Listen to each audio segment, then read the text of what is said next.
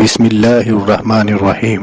ناظرین، آج کے اس دور میں دیکھا جائے تو ہر انسان آرائش و زیبائش، مال و متاع اور شان و شوکت میں دوسروں سے بڑھ کر زندگی گزارنا چاہتا ہے۔ لیکن پرانے وقتوں میں اگرچہ بادشاہت کا دور تھا، لیکن کچھ لوگ پھر بھی خوف خدا کی وجہ سے اور آخرت میں اپنے منصب کا حساب دینے کے خوف کی وجہ سے بادشاہت اور عمدہ رہن سہن کو چھوڑ کر اللہ کی رضا کے لیے مشقت والی زندگی بسر کرتے تھے۔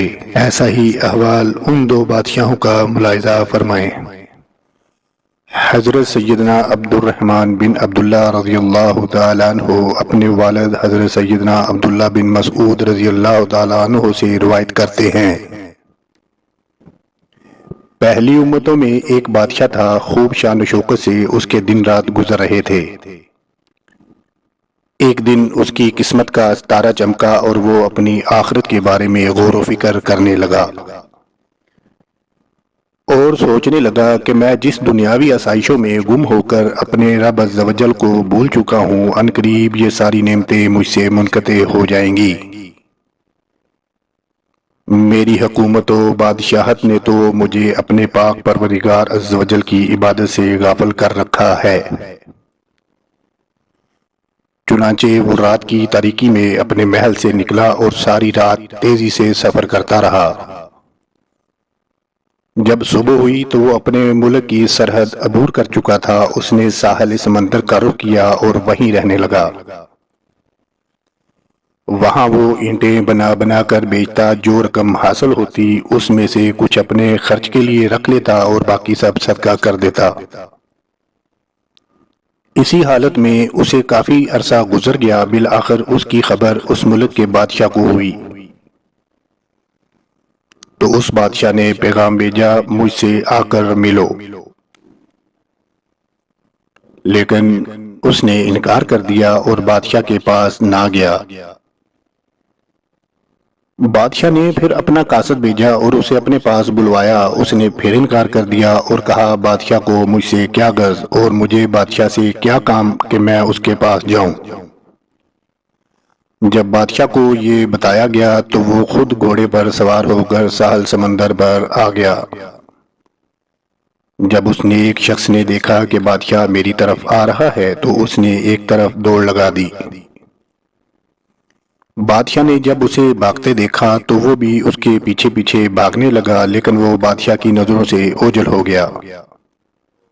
جب بادشاہ اسے نہ ڈھونڈ سکا تو بلند آواز سے کہا، اے اللہ عز و جل کے بندے، میں تجھ سے کچھ بھی نہیں کہوں گا، تو مجھ سے خوفزدہ نہ ہو، میں تجھ سے ملاقات کرنا چاہتا ہوں۔ جب اس نیک شخص نے یہ سنا تو وہ بادشاہ کے سامنے آ گیا۔ بادشاہ نے اس سے کہا، اللہ عز و جل تجھے برکتیں عطا فرمائے، تو کون ہے اور کہاں سے آیا ہے؟ اس نے اپنا نام بتایا اور کہا، میں فلاں ملک کا بادشاہ تھا۔ جب میں نے غور و فکر کیا تو مجھے معلوم ہوا کہ میں جس دنیا کی دولت میں مست ہوں یہ تو عنقریب فنا ہو جائے گی، اور اس دولت و حکومت نے تو مجھے غفلت کی نیند سلائے رکھا۔ چنانچہ میں نے اپنے تمام سابقہ گناہوں سے توبہ کی اور تمام دنیاوی آسائشوں کو چھوڑ کر دنیا سے الگ تھلگ اپنے رب عز و جل کی عبادت شروع کر دی۔ اللہ عز و جل میری اس کاوش کو اپنی بارگاہ میں قبول و منظور فرمائے۔ جب بادشاہ نے یہ سنا تو کہنے لگا، میرے بھائی، جو کچھ تو نے کہا میں تو تجھ سے زیادہ اس کا حقدار ہوں۔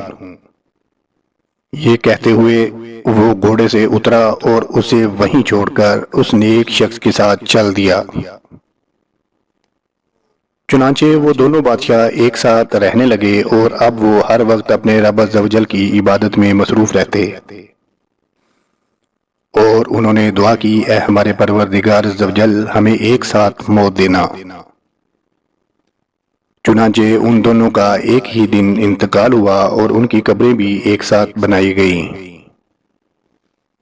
یہ عقائد نقل کرنے کے بعد حضرت سیدنا عبداللہ بن مسعود رضی اللہ تعالی عنہ فرماتے ہیں، اگر میں مصر میں ہوتا تو ان کی قبروں کی جو نشانیاں ہمیں اللہ کے محبوب صلی اللہ علیہ وآلہ وسلم نے بتائی ہیں، میں ان کی وجہ سے انہیں ضرور پہچان لیتا اور تمہیں وہ قبریں ضرور دکھاتا۔ اللہ عز و جل کی ان پر رحمت ہو اور ان کے صدقے ہماری مغفرت ہو، آمین بجاہ النبی الامین صلی اللہ علیہ وآلہ وسلم۔